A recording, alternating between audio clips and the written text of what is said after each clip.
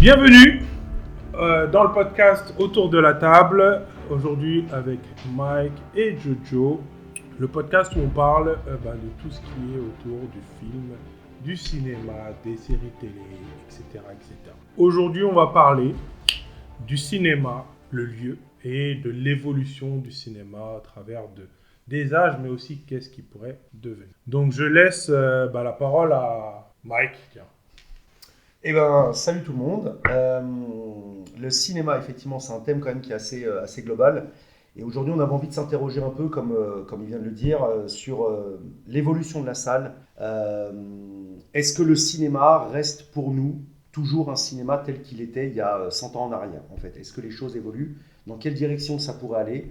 Qu'est-ce qu'on pourrait apporter en fait au cinéma? Qu'est-ce que le cinéma pourrait apporter aux spectateurs? Et puis voilà comment se différencier en fait de différentes offres qui existent aujourd'hui et qui n'existaient potentiellement pas à l'époque. Alors, pour faire un peu d'histoire, je pense, le cinéma en France, c'est très culturel. Ouais. On consomme, on est un gros marché consommateur du cinéma. Le plus gros européen. Ouais. Et ça, jusqu'au Covid, Ouais. où le cinéma, enfin, on a eu plusieurs périodes. On a eu Ah oui.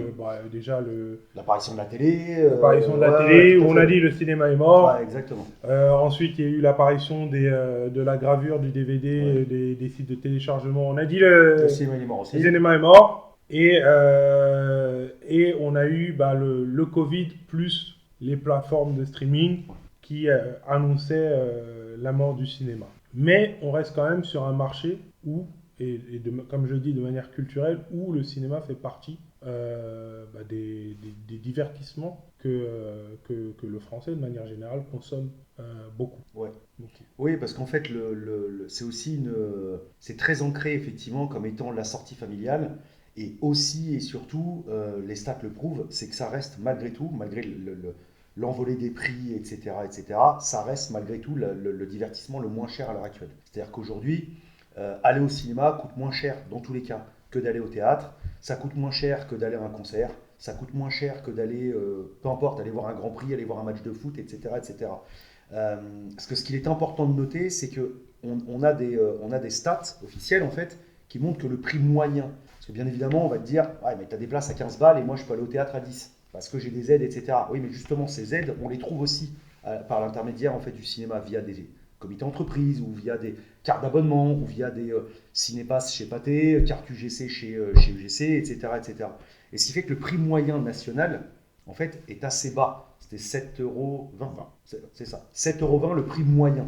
Ce qui fait qu'on n'est même pas au prix d'un paquet de clopes. Enfin, je ne sais même pas comment sont les paquets de clopes aujourd'hui, mais je crois qu'ils ont encore augmenté. Je crois qu'ils sont à 10 balles ou un truc comme ça. Donc, on a moins qu'un paquet de clopes. Et finalement, voilà, on va aller au cinéma, on va voir un truc. Donc, bien évidemment, on parle d'un prix moyen, mais ça donne quand même une tendance, en fait. Le prix moyen du théâtre est supérieur. Le prix moyen des autres sorties culturelles reste supérieur quel que soit le type d'aide ou de réduction qu'on pourra avoir en fait. Donc le cinéma reste quand même un lieu culturel et de divertissement. On se rend compte déjà comment le lieu est situé.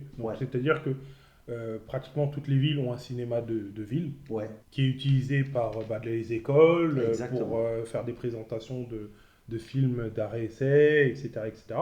Et il y a aussi les multiplex, donc les grosses chaînes de cinéma qui sont imposants et qui ont généralement une programmation filmographique un peu plus orientée sur les blockbusters et les films populaires. Mais malgré tout, chaque public se retrouve dans la salle de cinéma au final. Que ce soit les jeunes, que ce soit les plus âgés, que ce soit les gens qui veulent de la VO, de la VF, de l'arrêt-essai. Et puis comme tu le dis, en plus, une diversité. C'est-à-dire que aujourd'hui, quand tu vas dans certains types de cinéma qui font notamment de l'arrêt-essai, ou même sans parler d'arrêt-essai à proprement parler, mais pour ceux qui habitent par exemple Paris, quand tu vas à l'UGC Ciné-Cité Léal ou à l'UGC Bercy, tu peux trouver des films qui sont introuvables autre part. C'est-à-dire que même via tes plateformes, tu ne les trouveras pas ces films. Tu peux trouver des films qui viennent du fin fond de l'Ouzbékistan, ou tu vois. Enfin, donc c'est une diversité aussi qui est assez dingue. Et en plus, je dirais qu'on rajoute aussi pour beaucoup, peut-être pas pour tout le monde, mais pour beaucoup, c'est un côté sentimental. C'est-à-dire que quand tu discutes avec les gens, tu te rends compte que, alors bien sûr, tu as des férus de concert qui vont tous avoir des souvenirs de concert, tu vois, globalement. Tu as des férus de théâtre qui vont tous avoir un souvenir au théâtre. Mais globalement, tu te rends compte, cette stat, elle sort de ma tête, elle sort pas d'une stat officielle, mais je suis certain que tu mets 10 personnes dans une pièce. Tu dis, est-ce que tu as un souvenir cinéma? Je pense que tu as au moins 8 personnes sur 10 qui vont dire, oui, j'en ai une. J'y suis allé avec mes parents, j'y suis allé avec mes grands-parents. J'y suis allé avec mon frère, j'y suis allé avec mes potes. C'est peut-être le premier endroit où j'ai chopé mon mec, où j'ai chopé ma meuf. Tu vois, donc il y a aussi une notion très affective, en fait, aussi au lieu cinéma. Tu vois, ton petit popcorn, ton truc. On a tous une petite anecdote qui tourne autour d'un cinéma à un moment donné ou un autre, en fait. Et je pense que c'est aussi très culturel. Je pense que c'est très culturel. La sortie, la fameuse sortie ciné-resto ou ciné-McDo, tu vois, non, mais tu vois, on se marre, on l'a tous fait en fait. Tu vois, enfin, tout le monde a fait un truc comme ça à un moment donné. Tu fais ton petit McDo, t'as tes coupons que tu échanges à ton Cinoche. Enfin, tu vois, donc c'est assez génial en fait. Et il y a aussi cette dimension effectivement très affective, je pense. Et du coup, le cinéma a été un peu menacé par l'avenue des plateformes, hein, Ouais. Netflix, Disney, Amazon, on les compte plus tellement il y en a maintenant, offrent du contenu qui est original, Ouais. mais dans le confort aussi de la maison. Exactement. À des prix qui sont assez compétitifs, on va le dire, comparé au cinéma, même si le cinéma, comme on l'a dit, est compétitif, ça reste quand même un peu plus cher que d'avoir un abonnement chez soi. Donc du coup, la question que je pose pas de manière générale, c'est qu'est-ce qui fait que le cinéma reste quand même l'endroit où on veut y aller? Ouais. Bah là, je pense que chacun a une réponse à ça. En tout cas, si moi je devais te lister les raisons qui font que je vais au cinéma, la première c'est bien évidemment parce que je suis un amoureux du cinéma. C'est-à-dire que j'aime regarder un film à la maison, il n'y a pas de problème, mais jamais, je n'ai jamais ressenti autant d'émotions qu'au cinéma. Et le truc qui est aussi magique, c'est-à-dire que l'émotion passe par la taille de l'écran, par le son, par différentes choses en fait. On va prendre un exemple basique, mais parce que, c'est peut-être un film qui peut potentiellement faire, on va dire, consensus, mais tu vois Titanic en 97 au cinéma, tu vois Titanic après en DVD chez toi, tu vois pas le même film en fait. C'est un très bon film, ça reste un très bon film, mais tu vois pas la même chose en fait. Et surtout, c'est qu'à mon sens, et là on rejoint un peu le côté aussi concert, etc., c'est que c'est un lieu de communion avec des gens que tu ne connais pas. C'est-à-dire que tu vas voir une comédie, moi je me souviens, mais vraiment je me souviens de voir la salle rire, mais en pleurer. Donc tu te marres avec des gens que tu ne connais pas, parce que tu as un tel qui a un rire à la con qui va faire rire toute la salle, parce que le mec à côté de toi, il renifle quand il se marre, enfin peu importe. Mais moi j'ai des souvenirs sur des films comme Les Visiteurs, comme American Pie, comme Le Dîner de con, où vraiment tu te marres. Au-delà du fait que le film est marrant, tu te marres parce qu'il y a une ambiance dans la salle qui fait que c'est encore plus marrant en fait. Et des fois, même quand tu revois le film chez toi, tu te dis, mais en fait, c'était pas si marrant que ça en fait. Mais c'est juste que tu as une ambiance qui était tellement ouf dans la salle que tu te marres. Et puis à côté de ça, je suis aussi un gros fan de technologie, et ça fait partie un peu du débat, c'est que les cinémas ont réussi à se dire, pas tous malheureusement, mais ils ont réussi à se dire, qu'est-ce qui pourrait faire que les gens viennent au cinéma? Parce qu'avant, pour voir un film sur grand écran, c'était le cinoche, tu n'avais pas le choix. Puis tu as eu l'explosion du home cinéma, tu as eu l'explosion des grands écrans à domicile. Donc on peut parler des télés 60 pouces, machin, il n'y a pas de problème. Mais on parle aussi de vidéoprojecteurs où tu peux avoir des diagonales qui sont assez hallucinantes. Donc tu peux, et il y a des prix aussi qui deviennent hyper raisonnables. Mais à côté de ça, même chose. Tu vas au cinéma, tu vas avoir des technos. Alors ça plaît pas à tout le monde, mais on voit bien quand même que quand je vais dans les salles IMAX, malgré le prix qu'on t'annonce avec les fauteuils en cuir, avec le truc, avec le machin, malgré que ton prix moyen il passe aux alentours de 16-17 euros, tu vois bien que tes salles sur les blockbusters, elles sont pleines à craquer à chaque séance. Donc c'est qu'il y a aussi des gens qui sont demandeurs de ces technos. Tu as eu le 4DX, moi j'allais dans les cinémas, il y avait du 4DX, le 4DX, les salles étaient pleines, mais elles étaient pleines à craquer, et les gens voulaient voir ça. Tout le monde ne veut pas, attention, je ne dis pas que tout le monde veut, mais tu te rends compte qu'il y a quand même aussi un public qui est très demandeur de ces technos. Et sans compter, je ne parle pas forcément que des technos gadgets, tu vois, bling bling, un peu comme ça, mais tu vois, les séances en Dolby, c'est juste une dinguerie en fait. Tu vois, t'arrives, t'as un son, t'as une image, c'est juste une dinguerie. Et il y a plein de technos comme ça qui ont été amenés par les cinémas. Et aujourd'hui, on est aussi dans une. Parce que, effectivement, je ne sais pas si les auditeurs le savent, mais on est tous les trois en fait dans l'industrie et on voit les choses qui ont changé. On voit des salles aussi qui ont réduit leur capacité, par exemple, pour ne serait-ce qu'augmenter le confort des spectateurs, en mettant des fauteuils en cuir, en mettant plus de place pour les gens, de telle sorte que j'aime beaucoup UGC, mais UGC, tu es assis au milieu de la salle, tu vas aller aux chiottes, tu as la totalité de ta rangée qui est obligée de se lever. C'est obligatoire parce que tu ne peux pas passer sans faire lever les gens. Bah, tu vas chez Pathé Gaumont, c'est pas le cas. Chez Pathé Gaumont, tu peux te lever sans faire chier ta rangée en fait, et tu peux circuler dans les rangées sans faire chier ta rangée. Et donc voilà, il y a beaucoup de gens qui ont, il y a beaucoup de complexes, beaucoup de clients, beaucoup de cinémas, beaucoup de chaînes, des grosses comme des petites d'ailleurs, qui ont amené un peu plus de confort en fait. Et en ça, je trouve que c'est pas mal. C'est-à-dire que, à mes yeux aujourd'hui, le cinéma apporte toujours un confort et apporte certaines choses que tu ne peux pas retrouver à domicile. Moi, je dirais le terme qui est essentiel, c'est l'expérience. C'est l'expérience. C'est-à-dire que le film se regarde d'une certaine manière. Ouais. Quand on va au cinéma, l'ambiance, le fait d'être dans la salle noire, d'avoir le focus sur l'écran, le son qui t'englobe, ça te permet de vraiment regarder le film et de l'apprécier. Chose que chez toi, tu vas être dérangé avec ton téléphone, ce qui peut arriver autre chose. C'est pas ça des fois, mais... Oui, mais je veux dire, de manière générale, la salle de cinéma te fait vraiment être dedans. Ouais. Et l'expérience, c'est ça. Et je pense que là où les cinémas réfléchissent pour moi bien, c'est qu'ils se disent il faut qu'on garde le fait qu'aller au cinéma soit une expérience. Exactement. Donc c'est plus seulement on a les meilleurs films. Ouais. Non, c'est on a la meilleure expérience pour le client. Tu sais, pour faire un parallèle, je fais souvent ce parallèle à la con. À chaque fois, on me dit que c'est un parallèle à la con, mais finalement, c'est totalement vrai en fait quand tu regardes dans les faits. C'est que les cinémas, moi je fais le parallèle entre les cinémas, grosso modo, et les restaurants. Tu vas me dire, c'est quoi le rapport ? Le rapport, c'est que les restaurants, ça existe. Pourtant, tout le monde peut se faire à manger chez lui. Mais qu'est-ce qui fait que tu vas au resto ? C'est parce qu'à un moment donné, tu n'as pas envie de te faire bouffer chez toi, tu as envie de sortir de chez toi aussi. Tu as envie de, je sais pas, d'aller goûter d'autres choses, tu as envie de, tu vois, bref, quelle que soit la raison. Et c'est aussi une sortie avant tout. C'est-à-dire que tu te dis, tiens, on va se faire un petit resto. On va être entre potes, on va être entre couples, on va être entre amis, on va être en famille, tu te fais un resto. Et je pense que le cinéma, c'est la même chose. C'est-à-dire que moi, vous le savez, j'ai toutes les plateformes possibles et imaginables, mais il n'empêche que je continue quand même à aller au cinéma. J'y vais peut-être moins, je sélectionne peut-être plus mes expériences, comme tu le dis. Je sélectionne peut-être plus mes expériences cinéma, mais il n'empêche qu'il y a des films. Là, par exemple, il y a Dune 2 qui est sorti. C'est impensable pour moi de ne pas aller voir un Dune 2 au cinéma. Tu vois, ça me paraît pas possible, en fait. Je suis allé voir Les Trois Mousquetaires, je suis allé voir... je sais pas, je suis en train de réfléchir. Ou même, il y a un an derrière, j'avais été voir Mr. Bojangles, etc.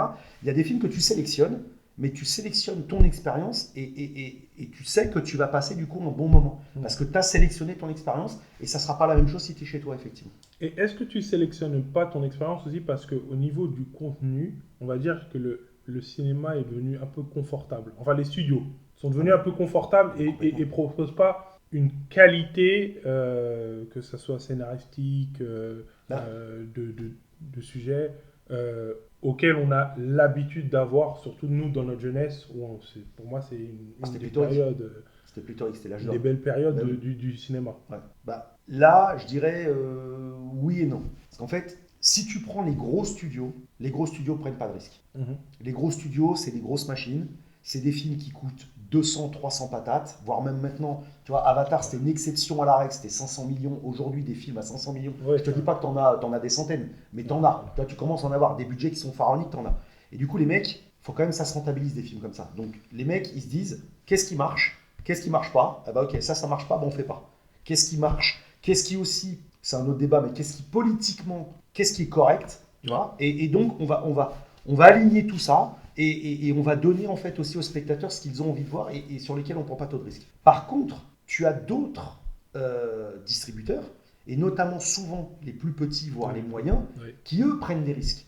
Parce que, en fait, pour se démarquer, il faut qu'ils proposent quelque chose pas qui n'existe pas, mais en tout cas qui se démarque, justement. Qui se démarque de ça. Donc, par exemple, tu vois, en France, on a des bacs-films, on a des... tu vois, ne serait-ce que pour citer, par exemple, des bacs-films. Bacs-films, ils ont une sélection de films qui est ce qu'elle est, mais elle est sélectionnée. Et les mecs, des fois, prennent des risques. Et des fois, ça paye. C'est-à-dire que des fois, tu as des petits films qui sortent de nulle part et qui cartonnent, en fait. Et par contre, des fois, tu as des petits films qui sortent et puis qui restent des petits films et qui ne rentabilisent pas non plus leur truc.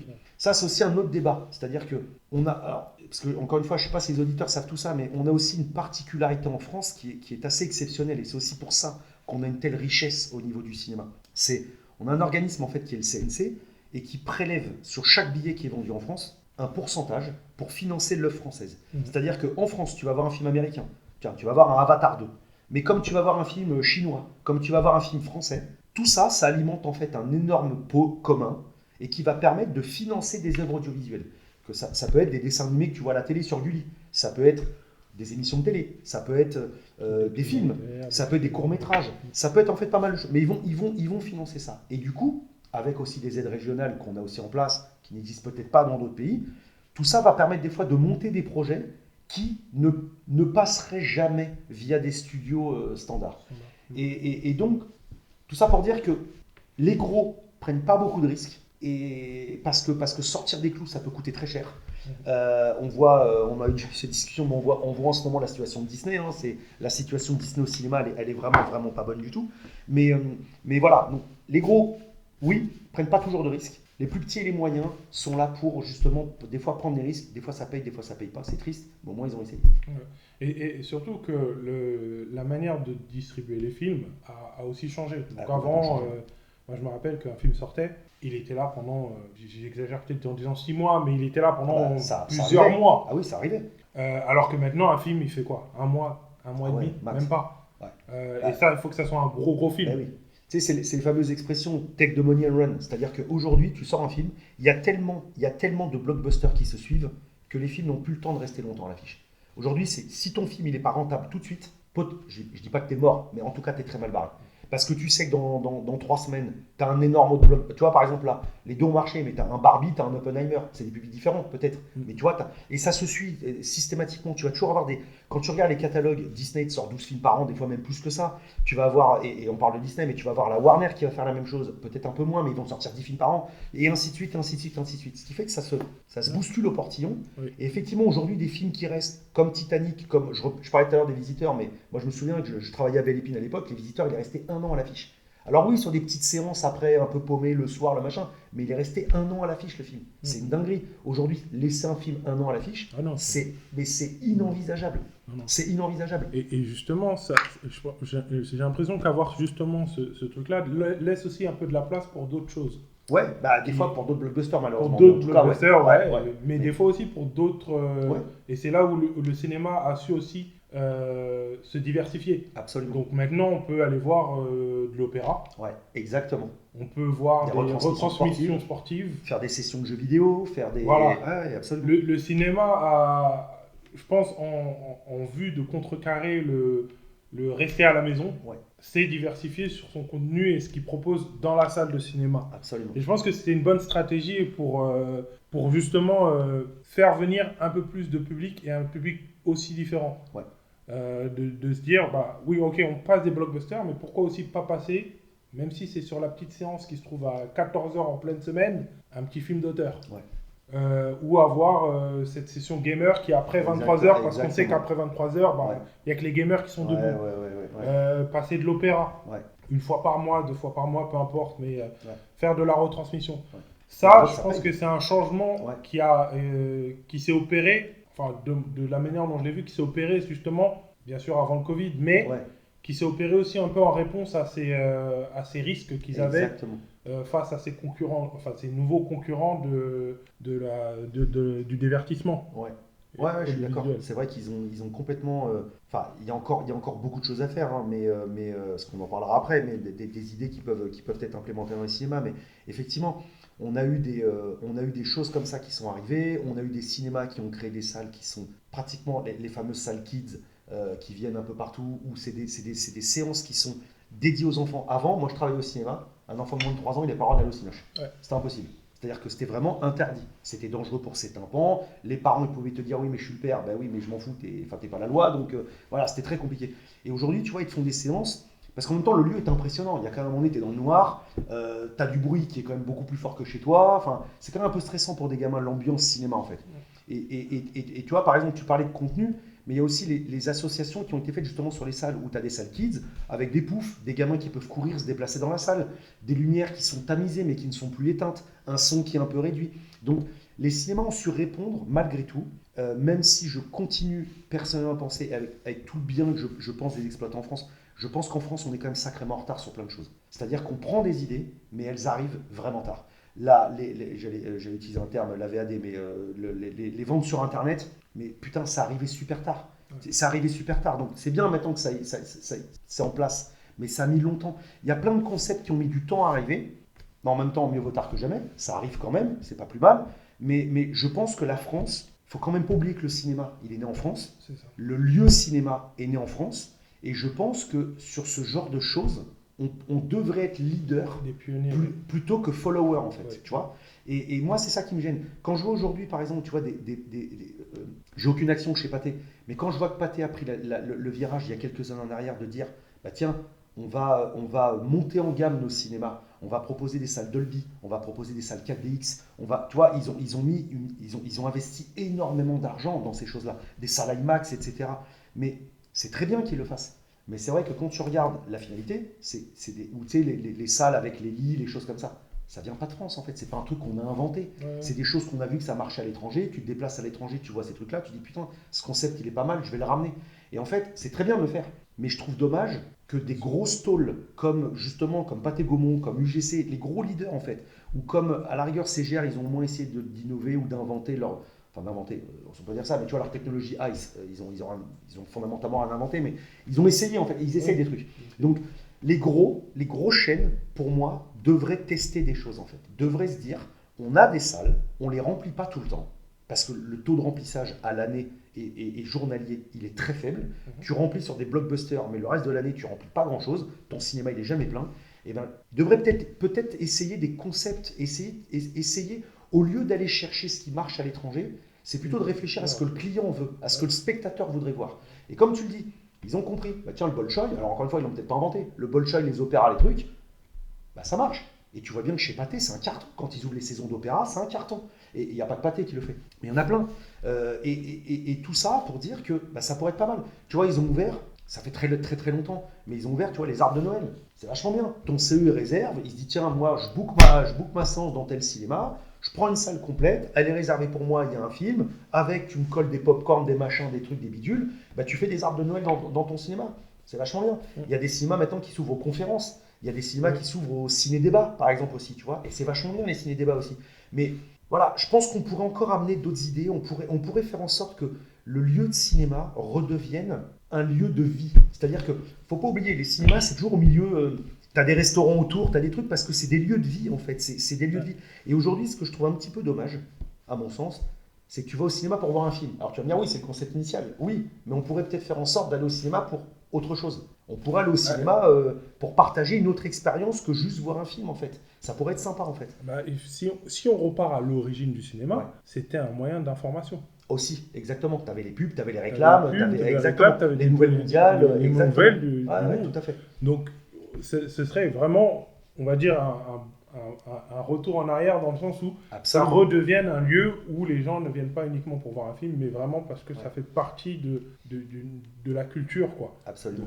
Mais c'est vrai qu'il y a toutes les technologies qui ont été mises en place, elles sont je trouve, elles apportent vraiment quelque chose. Encore une fois, elles apportent à l'expérience. Ouais, elles apportent l'expérience. C'est que ce soit le 4DX. Après que ça marche ou que ça marche pas. Que t'aimes ou que t'aimes pas. Exactement, c'est des choses qui peuvent apporter, qui apportent parfois beaucoup. Moi, j'avais adoré le D-Box. Mais c'était dingue le D-Box. À l'époque, c'était dingue. Et après, quand moi je suis passé au 4DX, encore une fois, alors attention, bien évidemment, tu vois, un truc comme le D-Box ou le 4DX, bah, je sais pas, tu vas pas voir Tati Daniel en 4DX en D-Box, tu vois ce que je veux dire, ça n'a aucun intérêt. Donc ce genre de techno, elle est purement centrée pour les blockbusters. Parce que déjà, de toute façon, c'est que les gros studios qui peuvent se permettre de payer le financement pour... Du post-traitement. Le post-traitement, il est colossal.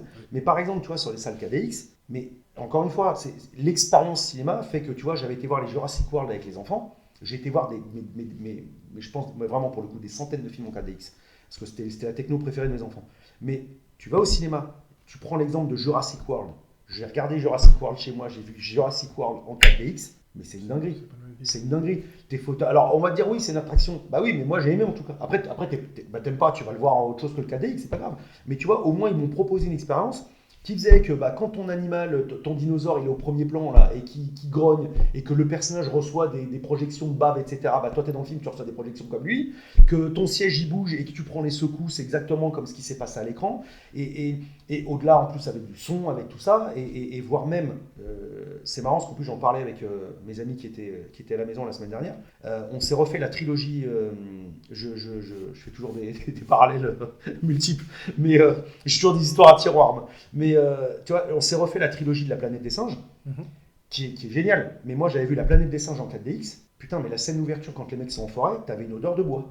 T'avais une odeur de forêt, t'avais une odeur de rosée dans la forêt. J'ai vu la même chose sur Jurassic Park. Exactement. Quand ils passent en Jeep dans la forêt. C'est dingue. C'est-à-dire que tu dis, mais en fait, t'es assis dans le fauteuil à côté d'eux, quoi. T'es dans la jungle, t'es en train de marcher, en fait, tu vois. Et alors, ça plaît pas, je l'entends. Mais en même temps, il y a un public à qui ça plaît, en fait. Tu vois. Et je trouve ça bien de proposer ce genre de choses aussi. Et en proposer à tout le monde. Mais après, voilà. Après... Il y a un truc que moi j'ai remarqué aussi, c'est qu'il y avait... Avant, je pensais qu'il y avait deux mentalités sur la manière de faire évoluer sa salle. Et en fait, je me suis rendu compte qu'il y avait en réalité trois. Enfin, d'après ce que j'ai remarqué, hein, bien sûr, je ne suis pas la science infuse, mais on avait un peu le modèle pâté, qui était on vise la technologie dans les salles, les concepts. Donc on va sur du concept à fond les manettes, et quitte à monter les prix, puisque normal, il faut un peu investir. Il y a un gros investissement. Il y avait la salle multiplex qui était, nous on s'en fout, notre place elle est pas chère.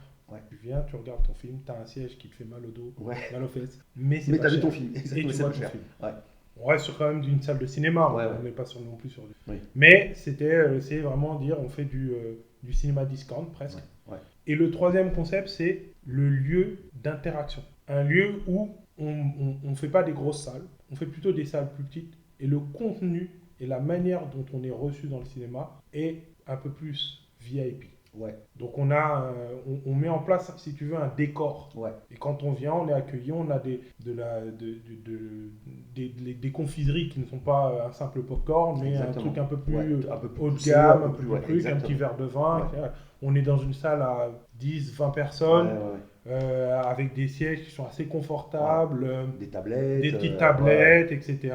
Et on a, bien sûr, il y a des blockbusters aussi, mais on a aussi des films un peu plus d'auteur, un peu plus d'arrêt-essai, un peu plus petit pour un public qui est plus sélectif sur ce qu'il veut voir. Et en fait, j'ai vu ces trois concepts, et je trouve que ces trois concepts se complètent. Se complètent et en fait apportent à tous les publics, justement. Moi, je rajouterais un quatrième qui est un peu entre justement le cheap et le tout axe techno de Pathé Gaumont. Pour moi, au milieu, c'est UGC. UGC, en fait, c'est des gens qui ne misent sur aucune techno. Ils n'ont rien du tout. Ils n'ont pas du tout de techno. Mais par contre, leurs prix ne sont pas non plus cheap. Mais ils misent sur aucune techno. Les mecs, la techno, ils sont contre-foot. Ils partent du principe que l'expérience cinéma ne passe pas par les technos. C'est aussi un truc qui se défend. Je l'entends, il n'y a pas de problème, évidemment. Mais je le rajouterais entre l'expérience à la Pathé Gaumont, où tu disais justement que oui, ils ont innové, ils ont apporté, ils ont énormément investi dans la rénovation des cinémas déjà existants. Et en plus, dans la montée en gamme des cinémas et des technos. Tu as des cinémas cheap.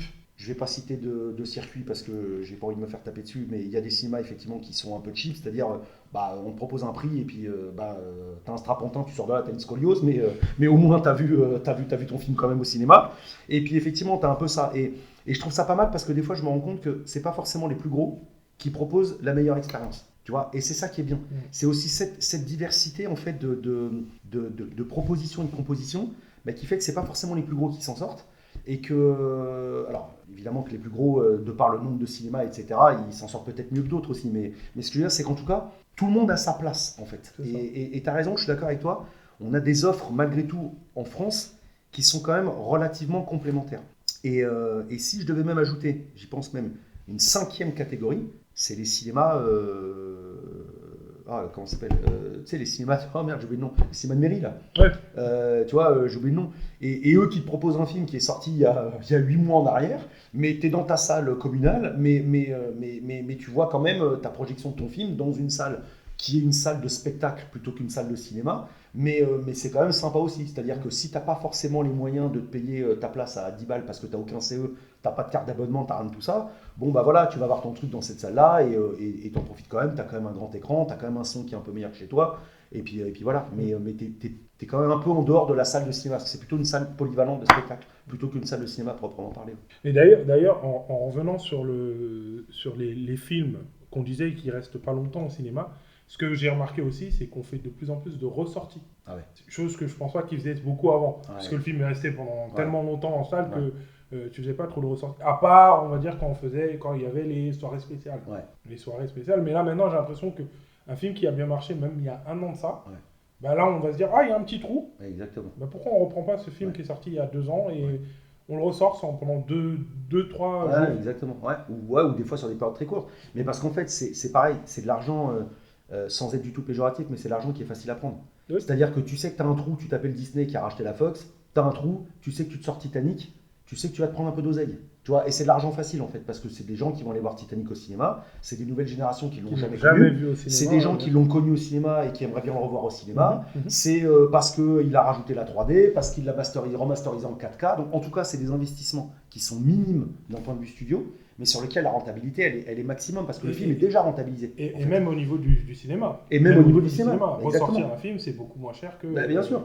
Tu le reprends, tu n'as pas les mêmes contrats distributeurs, tu n'as pas tout ça, et puis derrière, pour le cinéma, bien évidemment, c'est ton spectateur qui vient, la majorité consomme, bah voilà, le cinéma il prend de l'oseille sur les pop-corn, sur les boissons, sur je sais pas, les machines à jeux qu'il a dans le hall, peu importe en tout cas, mais voilà, donc tout le monde y gagne, et en soi c'est pas, on peut pas non plus blâmer ça, il faut juste par contre à mon sens, il faut qu'on évite que ça devienne un nouveau standard. Ouais. Faut pas que ça devienne un nouveau standard, parce que sinon, deux choses l'une.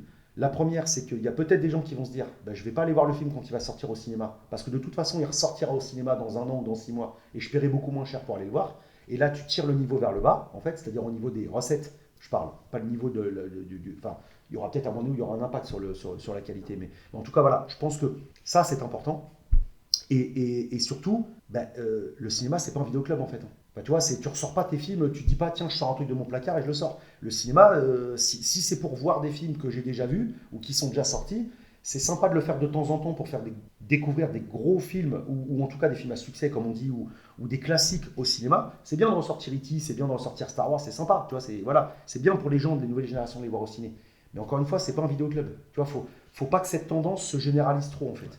Et je dirais même plus, faut pas que cette tendance prive la place à d'autres contenus créatifs, exactement. D'autres créations et films. Ouais, complètement. Donc là, on a un peu parlé de l'histoire, de ce qu'est actuellement le cinéma. Qu'est-ce que tu verrais, Jojo, sur la... Par exemple, quelles seraient les choses qui pourraient être mises en place pour un cinéma plus tard, pour qu'il continue d'exister, continue d'être un lieu, ou qui reprenne ces lettres de noblesse qu'il avait avant les plateformes ou le Covid.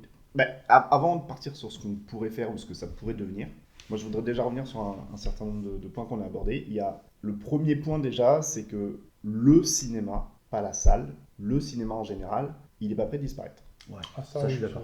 On y a cru à un moment, notamment l'arrivée de la télé. Oui. On disait c'est la fin du cinéma, mais le cinéma, pas la salle, le lieu, le film, la création, etc. Ensuite, c'est plutôt la salle qui a été menacée quand les DVD sont arrivés, les cassettes vidéo, le streaming, le téléchargement, etc. Mais voilà, en tout cas, le film existe toujours, que ce soit via une diffusion salle ou via des diffusions plateformes. Le film existe et ça, c'est déjà une bonne nouvelle. La deuxième chose, je vous écoute depuis tout à l'heure, on parle beaucoup de notre cas.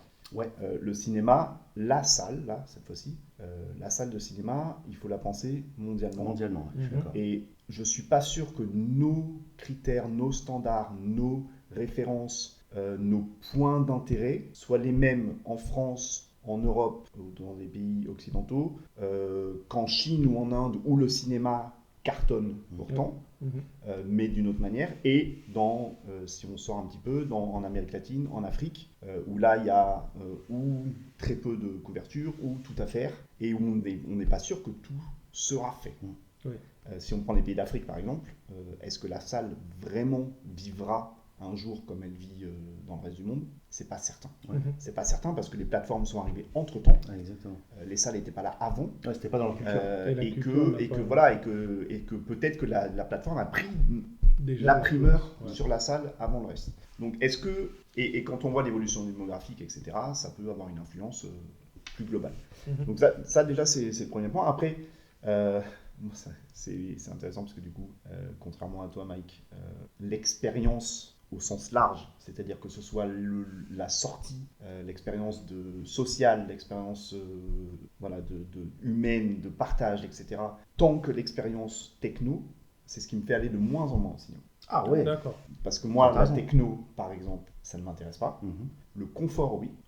Le fait de voir un film dans de bonnes conditions, une salle Atmos, je suis comme toi, très content de voir un film dans une salle Atmos. Par contre, la 4DX, la 3D, Ice, tous ces concepts-là, moi, ça me dérange même plus. Ouais, ça te sort même plus. Ouais, ça peut, effectivement.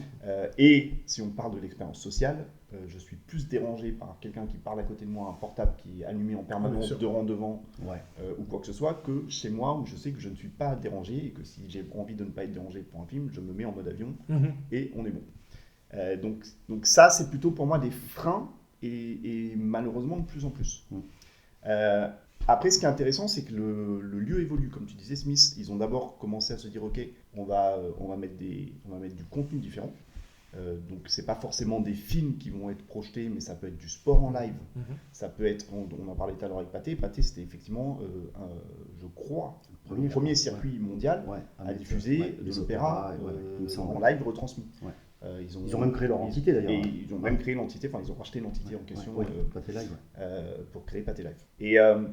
Et donc ça c'est une première évolution qui amène des gens au cinéma qui a priori n'en a pas retiré pour autant.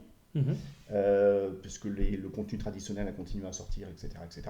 Donc c'est une première évolution. Et après, la deuxième évolution sur laquelle on peut partir peut-être plus maintenant et faire des suppositions ou pourquoi pas des suggestions, c'est au-delà du contenu, qu'est-ce qu'on fait maintenant du lieu.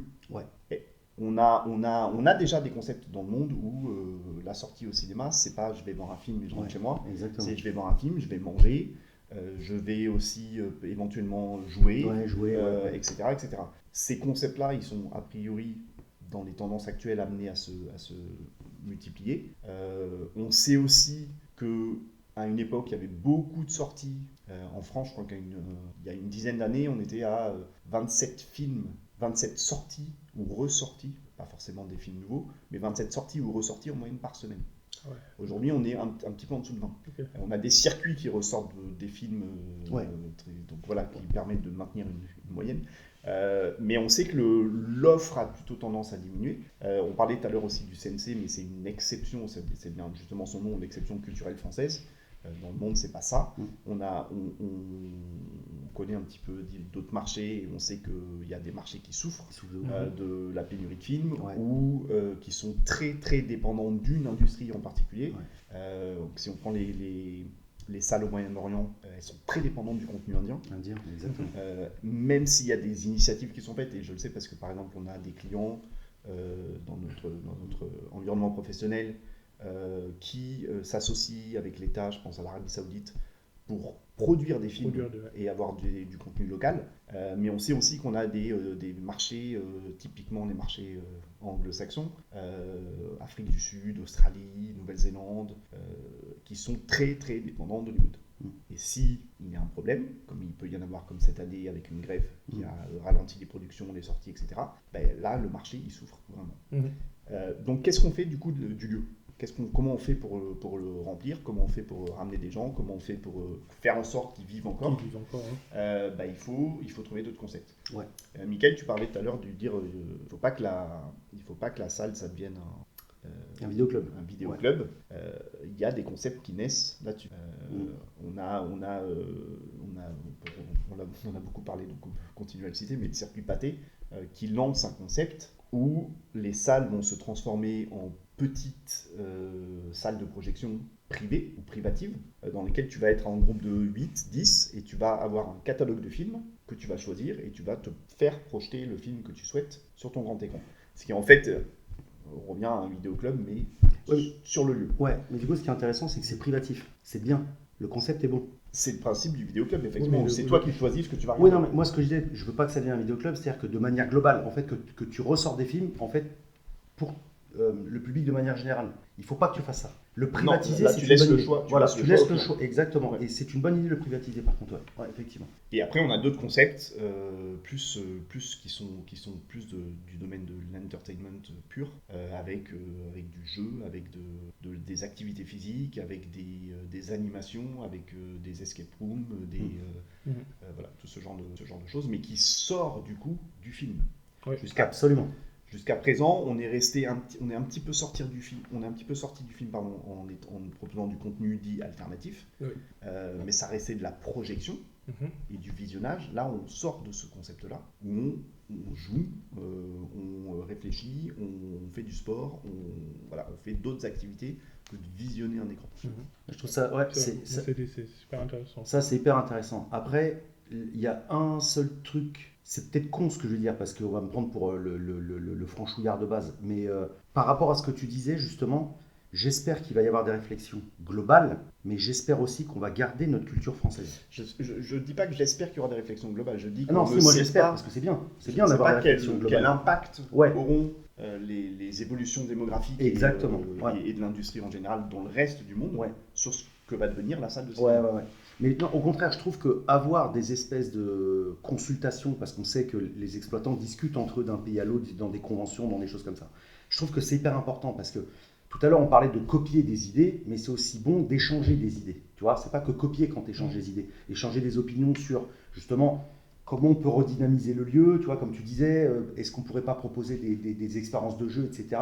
Je ne suis pas certain, peut-être que oui, j'en sais rien, mais c'est peut-être un mauvais exemple, mais je ne suis pas certain que l'idée soit d'une seule personne. Je pense que c'est peut-être venu d'un truc un peu collectif, et il y en a un par contre qui a dit, tu sais quoi, moi je vais l'essayer en fait, tout simplement. Et on a vu que ça marche, et du coup les autres essayent. C'est pas plus mal. Mais je pense qu'en France, il faut qu'on garde, en France, et comme d'ailleurs dans différents pays, je pense que c'est important de ne pas mondialiser non plus parce que je reviens dessus, mais putain, merde, on est quand même les inventeurs du cinéma en fait. Tu vois, il y a un moment donné, il faut quand même que ça reste français en fait à un moment donné. Tu vois, aujourd'hui, tu demandes, je suis sûr que tu demandes aux jeunes générations, ils vont en tout cas dans les pays occidentaux, parce que de l'autre côté du monde, c'est pas la même chose, mais si tu leur demandes c'est quoi le cinéma, ils vont dire c'est américain. Et c'est quand même ouf en fait. Tu vois, c'est quand même ouf. Je suis quasi certain que tu fais un sondage auprès des jeunes aujourd'hui, il y en a très peu qui savent que le cinéma c'est français en fait. Et c'est quand même dingue de te dire qu'on invente quelque chose et qu'en fait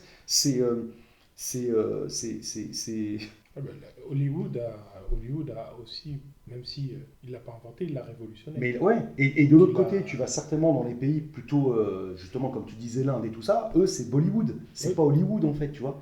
Mais putain, le cinéma c'est français en fait, donc faut je pense qu'en tout cas à mes yeux, je pense que c'est important qu'on garde et qu'on ait des idées françaises aussi. Encore une fois, il faut amener il faut que la France soit leader, un peu comme on l'est dans certains secteurs, tu vois, les jeux vidéo, les choses comme ça. Tu vois, les jeux vidéo, non, c'est pas vrai. Mais ça, encore, comme le même parallèle qu'avec Hollywood, les jeux vidéo ont explosé au Japon, avant maintenant de redevenir un peu une industrie qui est quand même, en termes de vente, qui est plus centrée sur le marché américain, en tout cas sur le contenu américain que sur le contenu japonais. Mais en attendant, putain, les Japonais, ils ont explosé en jeux vidéo. C'est pas les inventeurs des jeux vidéo, tu vois ce que je veux dire?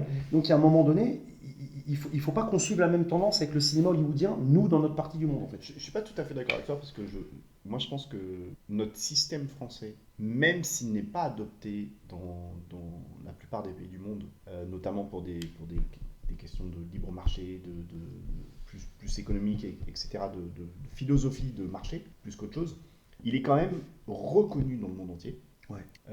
Même les Américains nous disent oui, ok, votre système, on ne comprend pas tout, mais en tout cas, la preuve par les chiffres, il fonctionne. Et à côté de ça, on a aussi des circuits, parce que si on parle des salles de cinéma, on a aussi des circuits qui font des choses qui ne sont pas forcément des standards dans le reste du monde. C'est vrai. Si on prend nos 3 gros circuits français, par exemple, ils sont producteurs, distributeurs, exploitants, et maintenant même, ils vont être diffuseurs via des plateformes. Ouais, exactement. Et ça, c'est une autre vision du cinéma, c'est une autre manière de l'aborder, c'est de l'innovation. Alors, c'est pas la salle. Oui, c'est pas la salle, mais c'est une innovation française, effectivement. Exactement. Ouais, et c'est des choses qui sont mises en place et qui vont peut-être aider à maintenir l'industrie en bonne santé. Et le dernier point, il me sort de la tête, c'est les chiffres. Voilà, c'est les chiffres. Je ne pense pas qu'on puisse dire, enfin, il ne peut pas y avoir une décorrélation totale entre ce qu'on fait et la manière dont on le fait et les chiffres qu'on a. Ouais. Si on a les chiffres qu'on a, c'est qu'on fait quelque chose, quelques éléments en tout cas de ce qu'on fait de manière positive. On est le 4e marché mondial. Ouais, c'est énorme. On est de très très loin, pas du tout le 4e marché démographique mondial.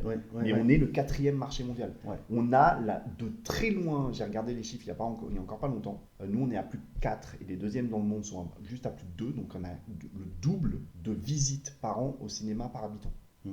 Nous, un Français en moyenne, 68 millions d'habitants, donc mais on compte les nouveau-nés, et les personnes qui peuvent pas se déplacer, va environ 4,2 fois au cinéma par an. Dans le monde, le deuxième pays, il est à 2, quelque chose. Donc on est tellement en avance. Pour nous, la sortie cinéma, elle est encore ancrée dans nos pratiques, etc. Est-ce que ça va durer ? Les chiffres tendent à dire que les jeunes continuent à y aller. Donc ça devrait durer encore au moins sur une génération. Mais si ça se passe, si on fait ça, c'est qu'il y a des choses qu'on fait bien. Bien sûr. C'est qu'il y a des choses sur lesquelles on apporte, les salles apportent quelque chose. Et c'est que la tendance est plutôt bonne. Le cinéma, on l'a enterré, la salle, on l'a enterré, on l'a redit plein de fois. Et elle est toujours là. Et elle se porte toujours bien. Et elle se porte toujours bien. Ouais. Il y a des salles qui ouvrent, il y a des salles qui se rénovent. Il y a des investissements qui sont faits et j'avais quelqu'un dans l'industrie qui nous disait toujours, moi j'ai jamais vu une salle de cinéma faire faillite en France. Je précise en France. Mais c'est vrai. Un distributeur, des producteurs se casser la figure parce qu'ils ont fait banco sur un film qui n'a pas marché. Oui, une salle, jamais. Oui, c'est vrai. Et ça, c'est vrai ? Ah oui, non, mais c'est vrai. Ouais, non, mais ça, c'est vrai. Ça, on a la même source. Et non, c'est vrai. C'est assez ouf, en fait. C'est assez ouf quand tu regardes, c'est assez ouf. Après, tu as les exploitants des fois qui arrêtent. C'est un autre débat. Oui. C'est pas faillite. Non. Après, moi, je pense qu'il y a un truc auquel j'ai toujours pensé, c'est que quand tu ne peux pas battre ton ennemi, fais-en ton ami. Exactement. Et ce que je me suis demandé, c'est pourquoi. Peut-être que ça se fait, peut-être que ça s'est fait, ou peut-être que ça se fera, je ne sais pas. Mais sachant l'importance que les plateformes prennent, pourquoi il n'y a pas encore eu de collaboration ? Et la collaboration, je ne parle pas du fait qu'ils aient été obligés de sortir leur film au cinéma parce que, mais vraiment une collaboration. Complètement. Je donne un exemple tout bête, mais par exemple, le fait que je sois un membre Netflix, on me donne une carte. Qui me permet d'aller voir par exemple des séries qui méritent, des films qui méritent d'être projetés à l'écran, soit un tarif réduit ou autre, un système qui ferait gagner Netflix en même temps que le cinéma, la salle de cinéma. Des exemples comme Game of Thrones, des exemples comme en ce moment Shogun, des exemples, il y en a des dizaines, des séries ou des films, mais à la rigueur un film, mais des séries qui méritent d'être projetées en cinéma, évidemment. Je suis un fervent défenseur de ce genre de truc. J'aimerais qu'un jour ça arrive, effectivement. Pour revenir sur ce que tu dis, mais je pense que c'est la nature humaine. On a peur de ce qu'on ne connaît pas. Quand on revient toujours à la même chose, mais quand la télévision est arrivée, oh là là, attention, la salle va fermer. Et là, c'est ce qui se passe avec les plateformes. On est en train de switcher un petit peu de mentalité et de se dire peut-être que c'est pas le diable et peut-être qu'on va s'associer avec le diable et que si ça l'est et que finalement on peut peut-être nous aussi en tirer quelque chose. Et c'est marrant que tu dis ça parce qu'il y a une initiative qui est sortie mais il y a 2 semaines, grand max 3 semaines, où il y a une opération commerciale entre Canal+ et UGC, où les porteurs de cartes UGC, ceux qui s'abonnent et qui prennent des cartes UGC, ont des réductions sur leur abonnement Canal+. Donc ça veut dire qu'il y a des initiatives qui se mettent en place entre les circuits de cinéma et des plateformes. Pour dire, on peut faire des offres liées, l'une liée à l'autre, et du coup proposer les deux à nos spectateurs. L'un ne va pas contre l'autre. Pour rebondir sur ce que tu dis, Canal c'est un très bon exemple. C'est pour ça que les choses vont changer aussi. Canal est un énorme producteur dans le cinéma. Je ne sais pas si fondamentalement Canal a toujours été vu comme un ennemi du cinéma, peut-être au début, Mais Canal produit énormément. Canal met énormément d'oseille dans les productions. Canal finance énormément. Produit en direct, mais finance énormément. Il y a beaucoup de films quand tu regardes, production Canal, M6 par exemple, tu vois, il y a beaucoup de productions. Aujourd'hui, via les nouvelles lois que le CNC a imposées sur les plateformes type Amazon, Netflix, etc., effectivement, ça va devenir des espèces de Canal. Et ça sera pas mal, parce que du coup, si ces plateformes investissent, peut-être qu'effectivement, les cinémas vont peut-être se dire, c'est pas forcément l'ennemi qu'on avait au départ, qui était listé au départ, parce qu'au départ, quelque part, c'était un ennemi, même si c'est pas vrai dans le fond, mais c'était un ennemi. C'est-à-dire que c'est des gens qui peuvent... Ça l'est toujours dans la tête de... Bien sûr, qui peuvent capter mon public et mes spectateurs et faire qu'ils ne viennent plus. D'ailleurs, on a tous eu des discussions avec les distributeurs. Le post-Covid, ça a été très compliqué de faire revenir les gens au cinéma. Oui. Ça a été très difficile en fait de se dire, les gars, revenez au cinéma. Parce que déjà le contenu n'était pas là, parce qu'avec le Covid, t'as eu du retard de je sais pas combien de temps. Là, comme tu le disais tout à l'heure, tu tapes en plus une grève des scénaristes, et du coup tu as du contenu encore qui prend du retard, et ça a été très difficile de faire revenir les gens au cinéma. Donc je peux comprendre que les cinémas avaient peur. Mais aujourd'hui, c'est vrai que ce genre d'initiative, j'aimerais vraiment les voir se développer, parce que comme tu l'as indiqué, j'aimerais bien moi me dire, je suis un abonné Disney+, je suis un abonné Netflix, je suis un abonné HBO, et tiens, la saison 2 de House of the Dragon, bam, je me la tape au cinéma. Tu vois, mais vraiment, je kifferais en fait, parce que c'est du contenu qui est... Enfin, c'est du contenu télévisuel, mais c'est du contenu qui est typiquement fait pour le cinéma en fait. C'est calibré cinéma en fait. Et moi, je kifferais. Ah, moi, je kifferais, Joël. Je kifferais, mais je kifferais de ouf. Le problème, moi je pense que le problème il vient du calibrage justement. C'est-à-dire que c'est pas un produit qui est calibré pour le cinéma. Non, je me souviens que la durée est pas forcément adaptée, ou alors il faut regrouper, mais du coup c'est très long. Si tu fais une saison entière, là on dévie un petit peu, mais pour moi c'est un produit qui est calibré pour les plateformes. C'est-à-dire que c'est toi qui décides du temps que tu alloues à ta projection et à ton visionnage. Et qui du coup, grâce à la plateforme, décide je vais me lancer 3 épisodes parce que j'ai 1h30 devant moi, exactement. Ou un seul parce que j'ai qu'une demi-heure, mais de la même manière, c'est-à-dire que là où je me suis mal exprimé par contre, quand je dis que c'est calibré cinéma, c'est-à-dire qu'effectivement pas du tout sur le format, je parle sur la forme. La forme, c'est des moyens qui sont colossaux, c'est des paysages hallucinants, c'est des costumes, c'est des œuvres qui méritent d'être diffusées. Voilà. Ouais. Mais par contre, le contenu, justement, ça pourrait être complémentaire ça pourrait complètement être complémentaire de ton visionnage à la maison. C'est-à-dire que rien n'empêche de te dire, par exemple, justement, tiens, là, je suis entre deux à ma pause déj au boulot, et je me mets sur ma plateforme mon truc. Par contre, je suis arrivé à l'épisode 3, ce soir, je vais me faire au cinéma l'épisode 4 et je reprendrai mon épisode 5 chez moi. Ça ne veut pas dire que tu vas voir au cinéma la totalité de ton contenu. De la même manière que quand tu fais des marathons de films, tu peux dire, on propose séance 1, c'est House of the Dragon épisode 1, séance 2, épisode 2, et puis du coup, tu picores. Le mec qui a envie de se taper la totalité, il va au cinéma, il tape la totalité, mais celui qui a envie de picorer un épisode comme ça quand il en a envie, parce que justement, c'est des formats courts aussi, c'est aussi ça qui peut aussi aider. C'est-à-dire que c'est des formats 45 minutes, 1 heure, bon maintenant on est plus sur du 1 heure que du 45 minutes, mais tu vois, tu dis tiens, j'ai 1 heure, pour peu qu'on ne tabasse pas avec 40 minutes de pub, t'arrives, tu dis j'ai 1 heure, c'est calibré avec ma pause déj, je me la prends de 13 à 14, je me mets mon film, je suis tranquille, je l'ai vu dans une salle ma série, pardon, je l'ai vu dans une salle de cinéma, j'ai kiffé ma race parce que j'ai eu une qualité d'image de ouf, j'ai eu un son, j'ai eu une expérience, je sors, je reprends mon expérience sur mon téléphone si j'ai envie dans le transport en commun, ou chez moi à la maison en fait, tu vois. Ça pourrait être complémentaire en fait. Ouais, même je reviens sur l'expérience, mais combien de fois vous vous êtes dit cette série, j'aimerais bien la regarder avec des potes? Mais complètement. En plus, alors maintenant ils ont inventé ceci, les plateformes. Donc au lieu de se faire, oui, bien sûr, il y a c'est pas pareil. Ouais. Mais c'est pas pareil. Non, c'est pas pareil, je suis d'accord. C'est comme les jeux vidéo. L'épisode qui vient de sortir au cinéma, avec son meilleur ami, avec sa bande d'amis. Mais complètement. Et puis sortir à bout de 45 minutes, à se dire on va prendre un petit verre, parce que la soirée vient de commencer. Puis t'échanges. Et t'échanges sur l'épisode que tu viens de voir. C'est comme j'ai toujours ce discours sur les jeux vidéo. Les jeux vidéo en réseau, c'est génial. À n'importe quel moment, tu peux jouer avec quelqu'un. Mais putain, on se l'a encore fait il y a pas longtemps. Mais rien ne va Mario Kart avec tes 4 potes assis dans un canapé. Ça s'insulte, ça machin, ça truc, tu te tapes des barres, tu vois, tu regardes l'écran de l'autre, tu vois, c'est des dingueries en fait, tu vois.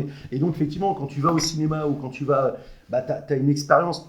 Oui, dans la salle, ça peut être individuel, parce que dans la salle, tu ne tchatches pas avec ton « Oh putain, t'as vu ce qui se passe à l'écran, c'est génial, tu fais chier tout le monde ». Mais ça reste comme une expérience que tu partages parce que je ne sais pas si ça vous arrive, mais tu sens l'émotion de la personne qui est assise à côté de toi. Tu sens si elle est émue, alors que tu ne la vois pas, elle est dans ton angle mort en fait, quelque part. Mais tu sens si elle est émue, tu sens si elle a rigolé, tu sens si elle est touchée. Et du coup, c'est une émotion. Exactement. C'est une émotion son sourire, non verbale, en fait.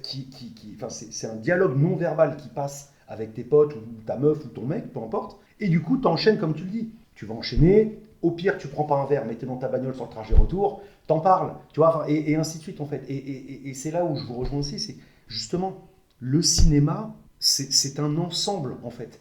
On revient au mot expérience, en fait. De la même manière que des fois, quand tu lis un bon bouquin, bah, tu as envie d'en parler à tes potes qui lisent.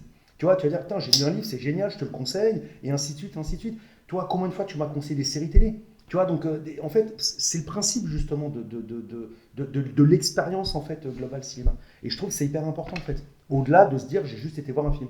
Moi, personnellement, je vous en ai déjà parlé, je me force de plus en plus à aller au cinéma tout seul, mais putain, j'ai du mal, j'y arrive pas. Aller voir un film tout seul au cinéma, j'ai du mal. Des fois, je sors de là, je vous l'ai dit, je suis allé voir Une vie, le film m'a bouleversé, tu sors. Alors oui, t'es un peu la voix qui tremblote, tu vois, t'as pas trop envie de parler tout de suite. Mais une fois que l'émotion est passée, t'as qu'une envie, c'est de partager ça avec quelqu'un, en fait. Tu vois, t'as envie de dire, mais toi, t'en as pensé quoi? Ah, mais moi, mais Anthony Hopkins, il m'a foudroyé quand il blablabla, sans spoiler le film, mais en fait, t'as envie d'échanger, en fait. C'est hyper important, je trouve. Et je pense que la salle de cinéma permet ça, permet de faire cette expérience en même temps, pour pouvoir après continuer à la partager hors de la salle de cinéma. Et c'est là où, mais juste pas forcément, justement, c'est là où ça peut devenir intéressant, c'est comme tu disais, le fait d'avoir d'autres choses que le film. Exactement. La salle de cinéma reste l'endroit, un lieu d'échange qui permet de regrouper et de partager une expérience ensemble.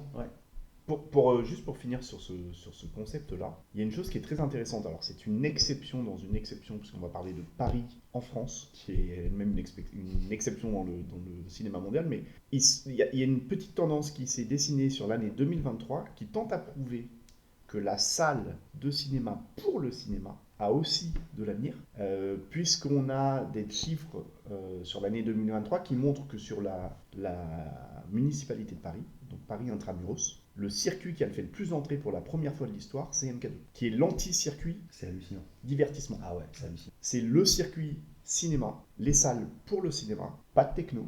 Que dalle. Pas de salle premium. Pas de salle premium. Ah ouais, non. C'est de la projection, pas trop d'offres confiserie, etc.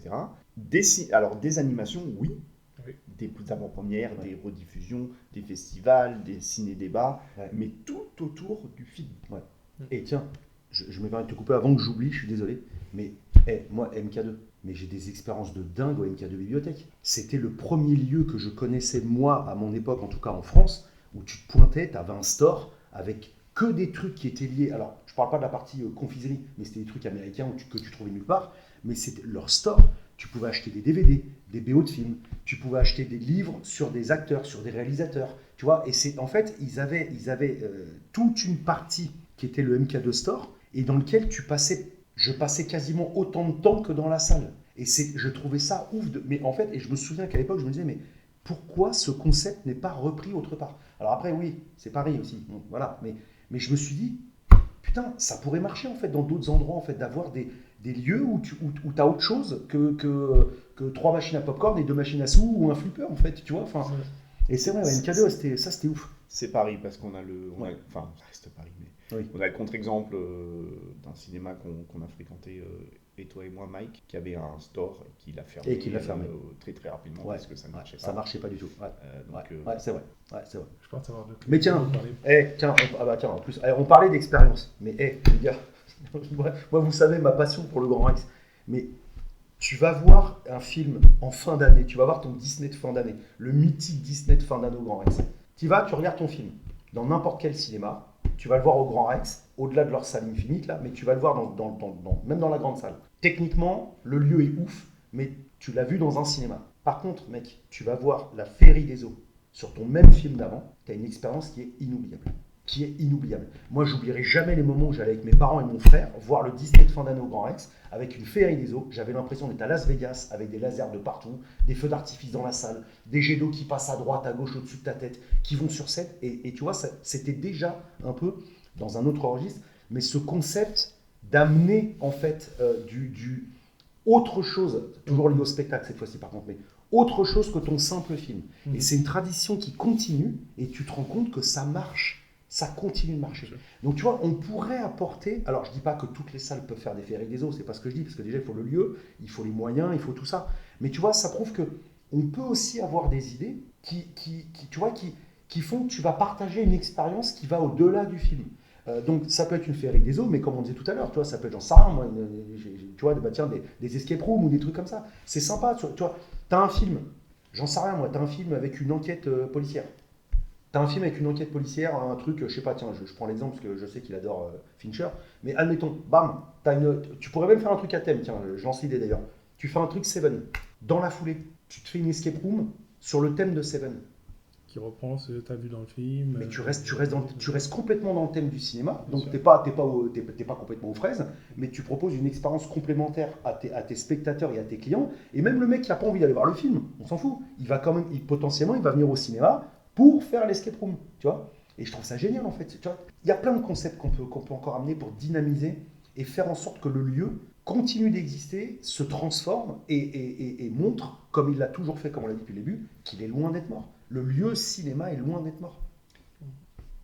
Pour vous, c'est une évidence. Quoi ? Le lieu doit évoluer. Pour moi, c'est une évidence. Le cinéma à l'ancienne, pour moi, avec les nouvelles générations, par exemple, même si, tu l'as dit, les chiffres montrent que les jeunes vont au cinéma, mais les nouvelles générations, c'est smartphone. C'est YouTube, c'est des vidéos. Enfin, moi, c'est un truc que j'ai beaucoup de, comme concept, j'ai beaucoup de mal. De regarder des vidéos sur un écran de téléphone, de regarder quand je dis vidéo, du contenu, tu vois, des séries, des films, je parle pas des docus, des trucs comme ça, tu vois, effectivement, YouTube, c'est très bien pour ça, je critique pas YouTube, mais en tout cas, je ne regarde pas le même type de contenu sur mon téléphone que ce que je regarde chez moi. Je pense que le cinéma à l'ancienne, et c'est une phrase que tu as employée tout à l'heure, tend à prouver qu'au moins pour cette génération, ça marche encore. Si le cinéma n'évolue pas, je ne suis pas convaincu qu'on ait autant de salles de cinéma dans le monde dans, je te dis n'importe quoi, mais dans 50 ans ou dans 10 ans, j'en sais rien, mais je ne pense pas. Peut-être que je me trompe complètement, mais je ne pense pas. Je pense que le lieu doit évoluer pour évoluer en même temps que son public et en même temps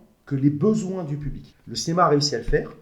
Comme tu l'as dit, on constate qu'il y a des besoins, où il y a des demandes, et ben on va te mettre de l'opéra. On a des besoins, on va te mettre des retransmissions sportives. On a des besoins, on va te mettre des concerts. Tout un tas de trucs, c'est génial. Mais justement, il faut continuer. Parce que tu fais pas ça. Moi, je pense qu'aujourd'hui, si tu avais déjà enlevé toutes ces évolutions, j'aimerais bien voir les chiffres réels d'entrée au cinéma. Si tu retires, je ne te dis pas que ça chute, attention, mais retire les opéras, retire le contenu, ce qu'on appelle le contenu alternatif. Les opéras, les retransmissions de sport, les concerts, les trucs comme ça. Les bolchoï, qui ne sont pas tout à fait des opéras, les ballets, qui sont encore autre chose. Retire tout ce contenu alternatif, regarde, je pense que tu verrais que tu as quand même un peu moins d'entrées dans ton ciné. T'en as, attention, c'est pas significatif, tu ne vas pas perdre 50% de tes entrées. Mais je pense qu'à long terme, il est possible que la tendance baisse. Parce que les gens se diront, le contenu, je peux le voir autre part. Il ne faut pas oublier que les technologies à domicile, elles évoluent à vitesse grand V. Les télés sont de plus en plus grandes, sont de plus en plus fines. Les technologies sonores, tu peux t'équiper en Dolby Atmos pour pas grand-chose. Tu peux avoir un vidéoprojecteur pour pas grand-chose. Alors tout le monde n'a pas la pièce. L'image est de plus en plus belle aussi. Et l'image est de plus en plus belle, on est d'accord. Donc ce que je veux dire, c'est que les technologies aussi à la maison, alors même si tu n'es pas friand de technologie, c'est-à-dire qu'aujourd'hui tu n'as pas le choix, tu veux changer de télé, tu es obligé d'avoir une nouvelle télé. Tu ne peux pas racheter une télé à tube cathodique, ça n'existe plus. Donc même si tu n'es pas friand de technologie, je fais bien le distinguo là, tu es obligé de passer à la technologie. Tu changes ta télé, tu as une nouvelle télé, tu n'as pas le choix. Alors après, tu vas peut-être pas la prendre avec, et encore, la plupart du temps c'est intégré, tu vas avoir Android TV, tu vas avoir machin, tu vas avoir un truc, c'est par défaut dans les télés maintenant. Mais ce que je veux dire, c'est qu'il faut que le lieu, pour moi, c'est inévitable que le lieu continue sa mutation. C'est peut-être plus qu'une évolution, c'est une mutation. Il mue. Le cinéma mue constamment. Un peu comme un lézard qui change sa peau de temps en temps. Je pense que c'est impératif que ça continue comme ça. Parce que si le cinéma, le lieu, stagne dans ce qu'il propose, je ne suis pas certain qu'à terme, on ait autant de lieux qu'on est aujourd'hui en France. Et dans le reste du monde d'ailleurs. Je ne suis pas certain. Je suis assez d'accord. C'est pas ce qui me fera y retourner, mais je suis assez d'accord. Et toi, t'en penses quoi ? Ben moi, je suis pareil. Je pense que l'évolution ou la mutation est nécessaire. Ouais.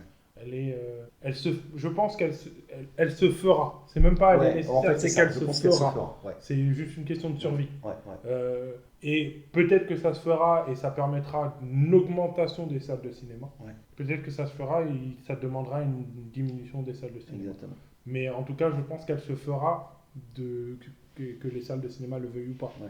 Et tu sais, moi j'aimerais bien un truc, mais je pense que ça ne marcherait pas. Mais j'aimerais bien un truc. Moi, j'ai connu, en fait, je pense que les plus jeunes ne sauront même pas de quoi je parle, mais moi, j'ai connu avec Eddie Mitchell la dernière séance. Mais c'était une dinguerie, cette émission de télé. Enfin, on appelle ça une émission, mais je ne sais pas si vous vous souvenez de ce que c'était, mais la dernière séance, c'était ouf. C'était Eddie Mitchell qui était dans un cinéma, mais à l'ancienne, c'est-à-dire, tu sais, avec des ouvreuses. En fait, les gens venaient habillés. Donc, c'était des gens qui venaient voir un film, mais ils étaient habillés. C'est-à-dire, tu sais, vraiment comme dans les années, je sais plus, je crois que c'était 40, 50, 60. Le cinéma où tu venais tout nu, c'était un autre type de cinéma. C'était un autre type de cinéma. Mais, ouais, ou si tu viens avec un mouchoir, c'est encore un autre type de cinéma, ça dit toujours ça. Mais on ne parle pas de cela. Mais tu vois, tu venais habillé avec, tu sais, classe, quoi. Tu sais, vraiment comme les gens étaient habillés à l'époque. Tu avais une ouvreuse qui t'emmenait à ton fauteuil, etc. Tu avais Eddie Mitchell qui parlait du film qu'il allait projeter, que le cinéma allait projeter. C'était systématiquement des classiques, mais vraiment des classiques. Tu avais du John Ford, tu avais de tout, mais des classiques de chez classiques. Et là, ça commençait toujours par les news. Tu vois, tu parlais tout à l'heure justement, très justement, que tu sais, avant, tu avais les informations au cinéma. Tu avais les informations du même jour, mais des années 60, tu vois. Donc ça passait. Tu avais ton film, tu avais une entracte à l'ancienne, avec pareil, donc Eddie Mitchell revenait, blablabli, blablabla, il présentait le film, blablabla, blablabla. Alors quand il parlait du film, c'était un peu le Pierre Tchernia de l'époque, tu vois, c'était une encyclopédie. Il t'expliquait dans quelles conditions le film avait été fait, pourquoi c'est un classique, John Ford ceci, John Wayne machin, Greta Garbo truc, enfin tu vois, c'était génial. Et donc tu avais cet entracte, tu as quelqu'un qui venait avec sa petite panière, les ouvreuses pareil, habillées en tailleur et de sa machin là, à l'ancienne, elles venaient avec leur petite panière, leur petite glace, leur petit truc, le film repartait, et à la fin, rebelote, bah, tu avais Eddie Mitchell qui venait, qui te parlait de la projection que tu venais d'avoir. Et en fait, c'était un peu l'ancêtre des ciné-débats, voire peut-être un peu des masterclass ou tu vois, des trucs comme ça. Et c'est quelque chose que j'aimerais beaucoup revoir. Est-ce que ça marcherait? Sincèrement, j'en ai aucune idée. Mais j'aimerais bien revoir cette expérience revenir au cinéma. Tester, encore une fois, les cinémas aujourd'hui ont beaucoup de salles. Faire un petit essai sur une séance un mardi à 21h, je ne suis pas certain que l'exploitant va mettre les clés sous la porte en faisant un test comme ça. Tu vois, mais ça peut amener quelque chose en fait. On peut essayer, je pense. Mais justement, ça allait être la question que j'allais poser. S'il y avait une chose qui vous claquait des doigts et tu fais Thanos, ouais. Et ça arrive en tant que quelque chose au cinéma, moi j'en réponds. Moi j'en réponds. Donc du coup, Jojo, ça serait quoi toi? Une chose que je voudrais voir revenir, un truc qui te ferait pas, puisque tu dis que le cinéma pour l'instant ne te fait pas revenir, une chose qui serait dans l'évolution du cinéma qui te ferait revenir par exemple. Le fait d'être dans une bulle entre toi et le film, entre toi, le film et les spectateurs. Donc sans téléphone, c'est ça que tu veux dire, sans perturbation. Ouais, c'est pas con. D'accord, ok. Et toi? Ben moi, je dirais, ce serait vraiment l'expérience en fait de l'entrée du cinéma au moment où le film démarre et à la sortie. En fait, c'est un peu dans le même style que toi, mais plus avec une personne qui soit dans le cinéma, que je dise voilà, bon, j'arrive, bonjour, vous venez voir quoi, qu'elle puisse me parler un peu du film, me dire voilà, vous voulez voir quel genre de film vous voulez voir, vous voulez voir un film comme ça, je vous conseille celui-là avec tel acteur, ça parle de ça, ça a été fait pour ça, etc. etc. Et là, je vais voir mon film, bon bien sûr j'ai réalisé, etc.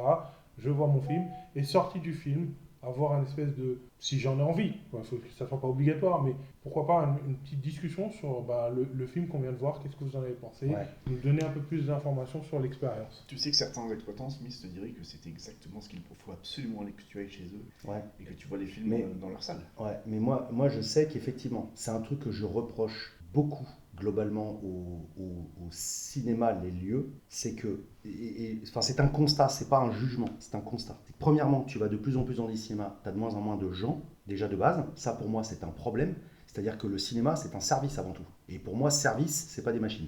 Mais après, c'est mon opinion à moi. Et de deux, pas toujours, je ne fais pas une généralité, mais tu vas des fois tomber sur le peu de gens qui restent, qui vendraient des boulons, qui vendraient des burgers ou qui vendent des billets de cinéma, c'est la même chose. Et effectivement, là où je reviens sur ce que tu disais, c'est que si je prends mon expérience personnelle, j'ai travaillé pendant pas loin de 7 ans, 8 ans pour Pathé. À l'époque, j'avais des clients qui ne voulaient venir me voir que moi en caisse, non pas parce que j'étais un super caissier, je ne fais pas de prix, j'appuie sur un bouton, mais par contre, avec ces clients, j'avais lié en fait une espèce de lien, c'est-à-dire que je savais ce qu'ils venaient voir. Et comme j'étais consommateur, mais vraiment consommateur de ouf de cinéma, parce qu'à l'époque, c'était ma grande époque cinéma, je bouffais en moyenne 3 films par semaine, donc je voyais énormément de films, Et du coup, quand les gens venaient, t'as été voir quoi? J'ai été voir ça, ok. Donc je disais, tiens, si t'as vu ça, je te conseille ça. Parce qu'à l'époque, il y avait beaucoup de gens qui venaient au cinéma qui ne savaient pas forcément ce qu'ils allaient voir. C'était une sortie.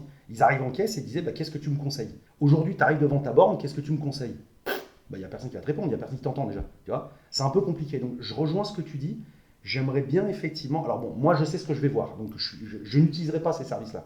Mais je pense que des fois, tu as des gens, ils ne savent pas forcément, ils se retrouvent devant le cinéma, ils se disent, tiens, on sait un truc, ou ils sortent du resto, ou ils se préparent à aller au resto, peu importe. Ce serait pas mal, effectivement. Moi, c'est comme ça parce que moi, je suis un consommateur. Voilà. Je regarde pas les trailers. Je sais généralement de quoi le film parle, mais je ne me prépare pas à aller au cinéma. Je vais au cinéma et à l'heure à laquelle j'arrive, je vais voir le film.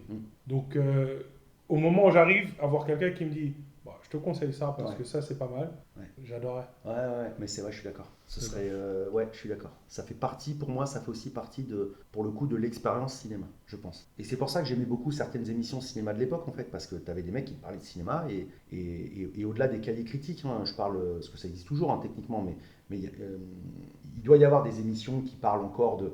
Mais je pense qu'aujourd'hui, il y a aussi, peut-être moi qui me trompe parce que j'écoute pas forcément, je regarde un peu les critiques rapidement, mais comme je disais, je sélectionne le contenu que je vais voir, mais je ne sais pas s'il y a aussi pas un peu de politiquement correct. C'est-à-dire, est-ce que par exemple, tu peux vraiment dire que le dernier Disney, c'est de la merde quand tu t'appelles une grosse compagnie de cinéma qu'on ne va pas citer? Je ne suis pas certain. Parce que ces mêmes mecs te passent 10 patates de pub par an.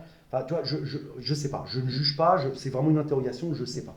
Donc, j'aimerais bien avoir en fait un mec ou une fille, pardon, mais qui travaille juste dans le cinéma, qui a aucune action dans rien du tout, et qui est juste là pour te dire, tiens, alors qu'est-ce que tu as été voir dernièrement? J'ai été voir ça, ça et ça. Ok, si tu as été voir ça, je te conseille peut-être ça.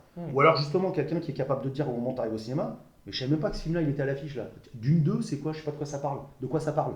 Alors tu vas me dire, oui, tu as des résumés qui sont affichés sur les bornes. Oui, mais encore une fois, c'est une machine. Ça serait sympa que quelqu'un, prenne un peu le temps, quoi. Je suis juste en train de me demander si ce type de consommation est encore vraiment une norme. Je sais pas, justement, je suis d'accord. Je sais pas. C'est vrai que je ne sais pas. C'est pour ça que c'était une question totalement ouverte. Je ne sais pas. Moi, j'aimerais bien, mais je ne sais pas si c'est une norme, effectivement. J'en ai aucune idée. Je ne sais pas s'il y a des gens qui vont au cinéma, à part toi, mais enfin, il doit y en avoir des comme toi, mais je ne sais pas s'il y a une majorité de gens qui vont au cinéma sans forcément savoir ce qu'ils allaient voir, comme c'était le cas à l'époque. Aujourd'hui, en même temps, même si on a dit que le prix moyen est bas, il n'est pas élevé en tout cas, quand tu vas quand même à 4 avec ta famille, que tu te prends tes popcorn et que tu n'as pas de CE ou quoi que ce soit, c'est quand même tout de suite une sortie à 70-80 balles. Tu vois, donc des fois, peut-être que tu réfléchis avant à ce que tu vas aller voir en fait. Mais je sais, franchement, c'est vrai que c'est une bonne question, je ne sais pas. Je ne sais pas si c'est. J'aurais tendance à penser que ce n'est plus une norme, que c'est effectivement un shift générationnel, que les gens qui vont au cinéma aujourd'hui, enfin, peut-être pas faire une généralité, mais que de plus en plus, on va voir un film en partie. On va au cinéma parce qu'il y a ce film. Mais tu fais pas la sortie cinéma. Mais c'est pas une sortie en se disant tiens, on va aller au cinéma et puis on verra bien ce qu'on va regarder. Je pense, je suis d'accord. Je pense que Mais c'est peut-être si quelqu'un a l'info. Mais c'est vrai que ce serait intéressant de savoir. Récupérer, mais les auditeurs, faites-nous votre retour sur ça. Même vous, votre expérience, effectivement. Comment vous allez au cinéma? Comment vous consommez le cinéma? C'est intéressant. Tiens, la même question que tu as posée. On vous file une baguette magique. Là, maintenant, on a un claquement de doigts. Qu'est-ce que vous aimeriez voir apparaître dans un cinéma? Qu'est-ce que vous voudriez changer? Qu'est-ce que vous voudriez voir évoluer? Ça peut être intéressant aussi, effectivement, d'avoir ce genre de retour et de discuter. Parce que, encore une fois, c'est le principe, c'est de discuter, en fait. C'est ça. Je pense qu'on va justement finir et clôturer sur ça. Donc, si on reprend un peu tout, on dit expérience, on dit évolution, mutation. On dit diversité et aussi et on dit résilience aussi parce que le cinéma existe toujours, il est là malgré tout ce qui s'est passé, il est là, il avance, il continue en fait. Résilience, adaptation, innovation. Merci à vous. Merci à vous les gars aussi pour la discussion. On se réécoute bientôt. On a d'autres sujets. Il y a d'autres sujets. Exactement. Sur le feu, pardon. Sur le feu. Le feu qui ne brûle pas du coup. Non, c'est sur le feu. C'est ça. On a tout de suite sur le feu. Allez, merci. Merci. Ciao tout le monde. À bientôt.